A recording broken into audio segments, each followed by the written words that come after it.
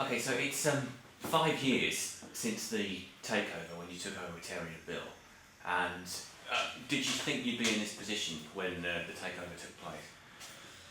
Not in my wildest dreams, to be honest. No, when the takeover happened, it was all very quick and had to be done urgently, and there was not much forward planning aside from trying to save the club and move forward. So the last 5 years has gone very fast, and we've moved quicker than we ever thought would be possible. And so we are further than we ever imagined we would be 5 years on. The 5 years has gone so fast, and I think I speak for Terry, although he'll speak for himself at the supporters' evening. We're in a position that we're very, very satisfied with now. There's lots to do still, but we're very happy with it. And Jay, you were, I think, still at Margate, weren't you, 5 years ago?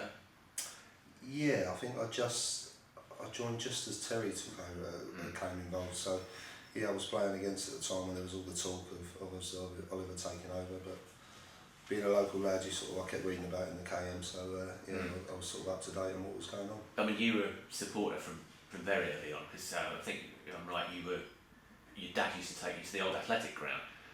Yeah, no, he did. Yeah, we used to go there at midweek games, and not all Saturdays because obviously I was playing at the time. But I sort of go back. I've got memories of it falling off the turnstiles and then up in A&E on a Tuesday night game. And I sort of remember the likes of Warren Barton and Mark Gall was my favourite, I think, at the time. Any games from that era that really stick in your mind? I think the Cambridge game is probably the biggest one I remember. I remember the seats being put in, especially for that game behind the goal, and sitting with my dad. That's probably the biggest one that sticks out in my memory. So, I mean, Oliver, at that time, you didn't really know anything about Maidstone other than that was a name in a newspaper or anything. When did you first become aware of the club? I think it was 2007. Previous to that, Maidstone was one of the Football League clubs that, as football mad kids, you know the names of.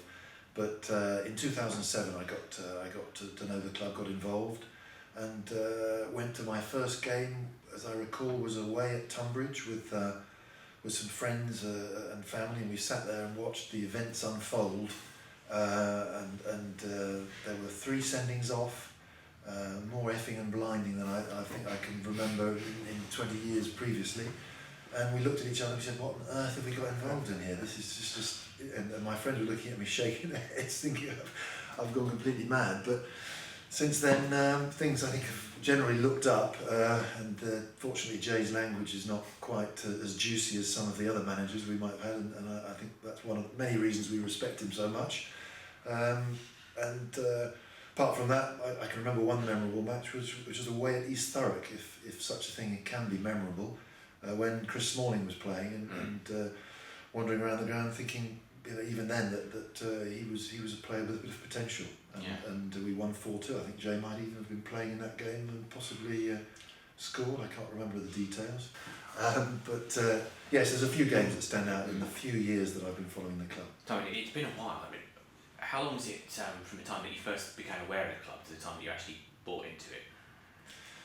I think it was a tortuous year of discussions before money parted hands, and I think by the time the year had passed, I wasn't really much clearer on what the financial status of the club was, but I just thought by then, having got to know the situation, that it was worth a punt and that there was a great potential, and that things would probably get clearer, and they did get clearer after that, in the sense that the problems added up, and I realised within 6 months of having got involved that there was no way we were going to get the grant that had been talked about for building a stadium, and then things just sort of built up until 2010 when the club was not just in debt but there was no more money, and that's, if you look 5 years back, at the times we were at Homelands and I met Terry, and we spent months trying to work out what we could do,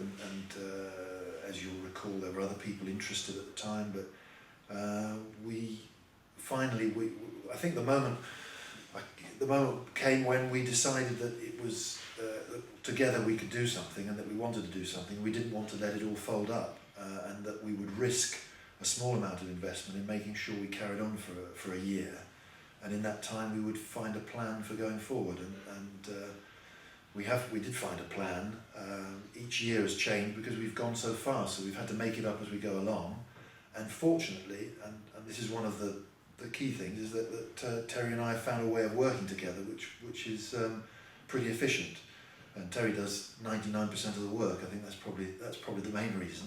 But it works well. So we work well together. And we found an excellent manager. We've got we keep saying it. We've got great supporters, and the whole infrastructure of the club works well. So, when you came back, Jay, it was initially as a player, wasn't it, under Andy Ford? I mean, at that point, did it even enter your head that you might be the manager? No, I'd thought about like in the future, obviously going to management, but no, it wasn't. I knew coming in that we wasn't in the greatest position, but now you come in and just want to do a job as a player. So I sort of remember the game. I think it was Kingstonian at Ashford, and Andy coming after the game and said, "That's me done." And I remember walking out after getting showered, and Bill approached me in the car park and just said, "Look, are you happy to take over training Thursday and take Saturday's game, and we'll go from there?" And it kind of just went from there really, and we went on a good run, and that was it. I was offered the job. So no, certainly when I remember sort of, if you're looking back 2 weeks before I joined the club, then no, I certainly wasn't expecting to be a manager within a few weeks. What's the highest point and the lowest point in the 4.5 years or so since you took over? Highest point probably for me was winning the league last year. I think obviously the cup runs are great, but to actually over the course of 40 odd games be the best team in the league is a big achievement. So for me that's probably the highest point. The lowest point, there's been a few. It's a difficult one to put a finger on. I've been fortunate we've had quite a lot of success obviously since we've been here. So yeah, that's a difficult one. There's a few low points, but mainly whenever we lose a game. One of the sort of transitions a lot of players who become managers find difficult is when they're a player, they're mates with everybody in the dressing room, and then as they become a manager, they've got to drop players, they've got to release players, like you had to release Steve Watt this week. And is that something that you get hardened to, or do you still find it difficult? So I still say I think I've been very fortunate that I wasn't. If I'd have come straight into the job and we had this new ground and all the facilities we've got, I think I would find it a lot harder. I think the fact that we were at Ashford at the time, we obviously got relegated. When I first took over, and one of the first conversation I had with Terry and Bill was that there was a few players that sort of were going to leave, the likes of Danny Hopton and that, and so obviously I had friends like James Pinnock I was playing with, Charlie Mitten, and there was people that I had to kind of release straight away, so it kind of got you used to the job.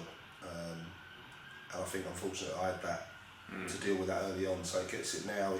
It's never nice. It's not a nice part of the job. Obviously, it's one of the worst parts having to release people that have done well for you. But it kind of becomes a job. You get used to it.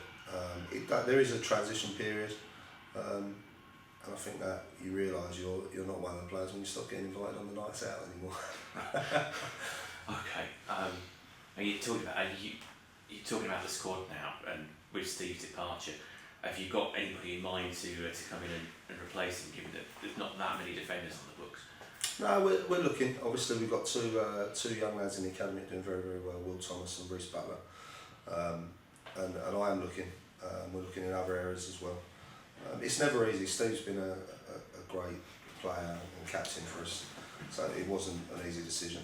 It was a decision that I felt was the right one, and I still stick by that. And obviously, it's decisions you have to make as a manager. And you're never going to please everyone, but I think at the time it's been the right decision to make. And we're looking to strengthen the squad, obviously defensively and attacking wise. But in the meantime, I think the likes of Reece and Will Thomas are ready to step up if need be. Can you?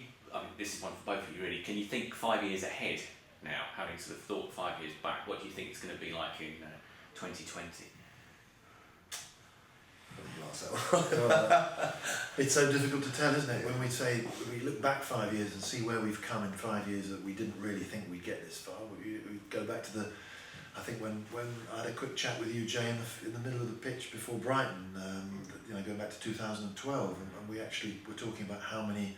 I think we were budgeting 850, and Jay was wildly optimistic, saying we were going to get 1,200 people.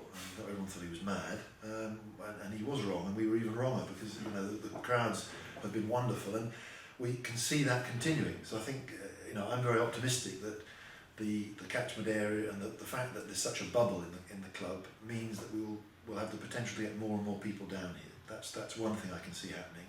Where we end up playing, it depends on an awful lot of things, but we've said from the beginning that we think we can get to the Football League, and we still believe we can, and the club's in an excellent financial state, and we're still ambitious to do that. So I would say in 2020 there's no reason why we shouldn't be a happy, successful club with 4,000 or 5,000 fans coming through and in the Football League. In terms of the club's profile, do either of you get stopped in the street regularly when you're out in Maidstone?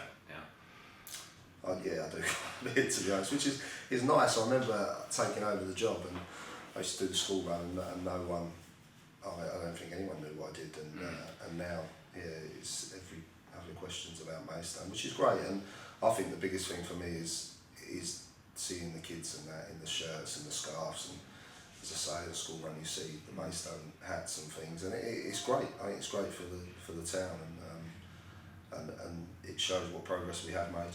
It's terrific. At your football school, I remember last time seeing 120 kids, a third of them wearing the kit, which is a great kit because it stands out. You can really see it, and they love it.